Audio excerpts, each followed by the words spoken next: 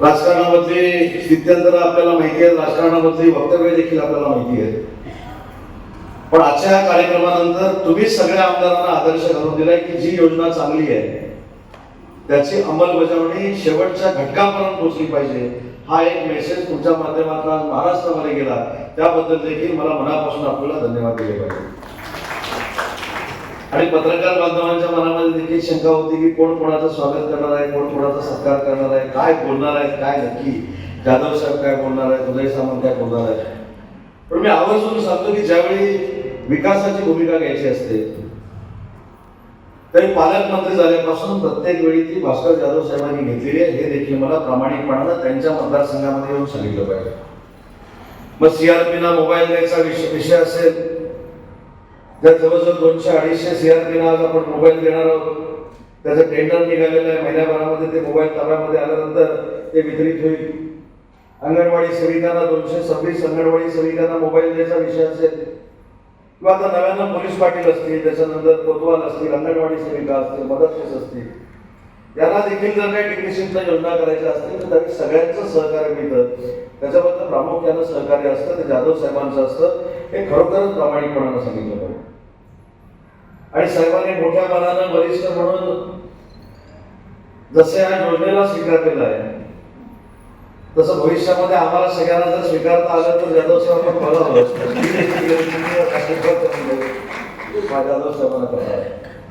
आणि एक महत्वाची गोष्ट जी मला आपल्याला सांगितली पाहिजे की ठीक आहे, राजकीय मतभेद नक्की असू शकतात, परंतु आज महिलांना आम्ही ही योजना देतो, महिलांसाठी आम्ही काम करतोय.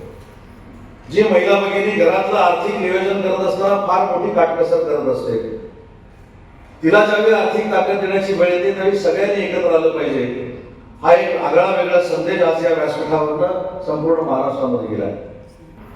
खरं तर हा शुभारंभ 4-5-6 दिवसापूर्वी होणार होता, परंतु यावर्षी पाऊस उशिरा सुरू झाला आणि गेले 8-10 दिवस प्रचंड असा पाऊस पडतोय, त्यामुळे त्या दिवसाचा शुभारंभाचा दिवस आपला चुकला. कदाचित मी आपल्या जिल्ह्याच्या बाहेर होतो आणि मी या कार्यक्रमाला यावं असं निसर्गाच्या मनात देखील असावं म्हणून आजचा दिवस हा मोकळा झाला आणि मला देखील या कार्यक्रमामध्ये सहभागी होण्याची संधी मिळाली. आणि त्याच्यामध्ये थोडंसं कडेला लोणचं आणि ते एका कोपऱ्यामध्ये कोणाला दिसू नये असं खाणाऱ्या ज्या महिला मी बघितल्या तेव्हा मला असं वाटलं की या महिलांना किमान त्या ग्रामसंघाच्या बैठकीच्या दिवशी तरी भागभर आपण सुखानं जेवण घातलं पाहिजे, अशी व्यवस्था आपण डीपीसी मध्ये करायला पाहिजे. हा आग्रह मी धरला आणि आपण तो मान्य केला, त्याबद्दल सुद्धा मी तुम्हाला धन्यवाद देतो आणि या ठिकाणी आपले विशेष आभार मानतो. कालच कुठेतरी मी ऐकलंय, मी जर काही भाष्य करणार नाही, की आम्ही फॉर्म कदाचित भरून घेऊ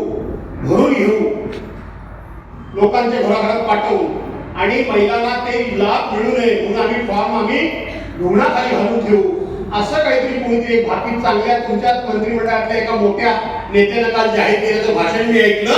मी तुम्हाला एवढीच खात्री देतो, बाकी सगळं काही करत नाही, पण माझ्या मतदारसंघामध्ये एकही माझ्या महिला भगिनीचा फॉर्म धुण्याखाली घालून ठेवला जाणार नाही, एवढंच फक्त मी तुम्हाला सांगतो.